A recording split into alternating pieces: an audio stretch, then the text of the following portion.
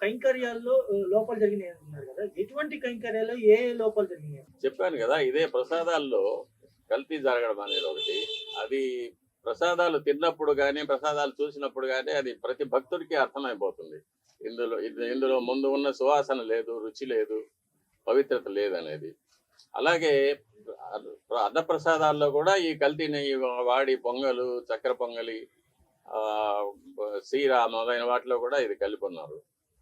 ఇది స్వామివారికి మా చేతులతోనే నైవేద్యం చేయవలసిన దురదృష్టం కూడా మాకు ఏర్పడింది.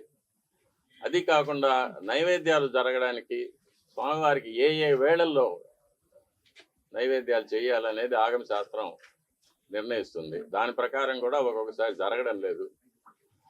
నైవేద్యం చేయవలసిన సమయాన్ని కూడా కుంచించి 10 నిమిషాల్లో అయిపోవాలి, 15 నిమిషాల్లో అయిపోవాలి అనేది అర్చకుల మీద ఒక ప్రెషర్ పెట్టడం, త్వరగా ముగించమని చెప్పి వాళ్ళని తరమడం, ఇవన్నీ కూడా జరుగుతూ ఉన్నాయి. ఇవన్నీ కూడా స్వామివారికి జరిగే అపచారాల కిందకే వస్తాయి.